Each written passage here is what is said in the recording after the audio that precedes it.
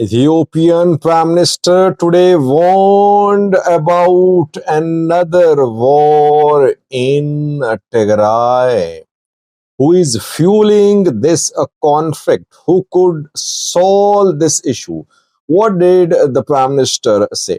Welcome to my views and news. Thanks for watching the channel. Let's analyze the speech delivered by the Ethiopian PM at the parliament. I analyzed one point of this speech in a video a few hours ago. Access to sea issue. I spoke for around 10 minutes in that video, and I said that what Ethiopian PM said about access to sea was intimidation, basically.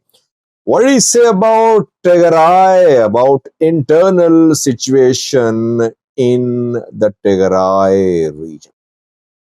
Well, the Prime Minister today, in front of the Ethiopian House of People's Representatives, claimed that there could be war in Tigray.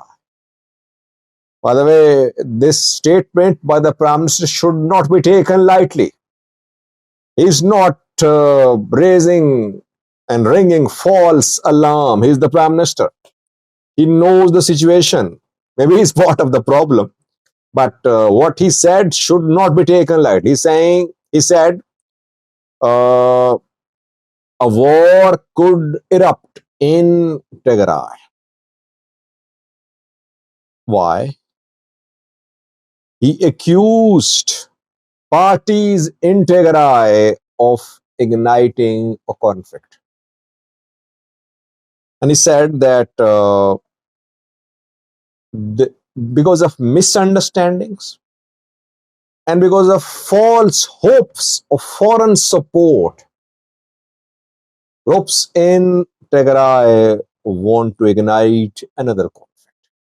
By the way, this is what the Ethiopian PM office also said in a statement. You can see that. 2 points written. False hopes of foreign support and misunderstandings could lead to another war in Tigray. What does it mean? I think firstly he's saying that the Tigray People Liberation Front is underestimating the Ethiopian federal government, the capabilities of the Ethiopian military. He said, I think, that some people think that because of the conflict in Oromia and Amhara, ENDF is weak, that Ola and Fano have weakened the Ethiopian National Defense Force. But he said when Somalia invaded Ethiopia in the past, when Italy invaded Ethiopia in the past, Ethiopia did not have regular army, but people fought, they defended. Now Ethiopian military is very modern, very capable, very professional. When there was no military, even back then, Ethiopians defended. So now when Ethiopia has a highly capable military, it can defend against threats. So he said that TPLF is underestimating the capabilities of the Ethiopian National Defense. This is what he meant. Secondly, false hopes of foreign support. What does it mean? He meant that TPLF, Tigray military and TPLF are the same, by the way. When I say TPLF, it means Tigray military is there too. He said, I think he meant that TPLF and Tigray military think that they'll get support from abroad if they wage war on federal government. From which country will they receive support? Eritrea. He did not mention Eritrea, but obviously Eritrea, Egypt, maybe some elements in Sudan. Maybe some players in the Middle East, but mainly Eritrea, Egypt, and Sudan. So TPLF is under this false impression, he meant, that if it starts a war, it will get support from abroad. He said it's false. It means he thinks that TPLF and Tigray military won't receive any support. Rather, those who are promising support to Tigray military, they're playing Tigray military and TPLF. Then he called for dialogue. He said that international community is busy with other wars, to even other wars ongoing have not come to an end, like Russia-Ukraine war, other wars too. So if we think that international community will intervene and they'll stop this likely conflict, it won't happen. We'll have to do things on our own to prevent a conflict. He urged religious leaders, scholars, businessmen, and foreign embassies to intervene to prevent another war in Tigray. Religious leaders, can they play any role? I don't think so. Scholars, I don't think scholars have the significance in Ethiopia which could be of any help to solve this issue. Foreign embassies can play a key role, I believe. Investors can also play a role.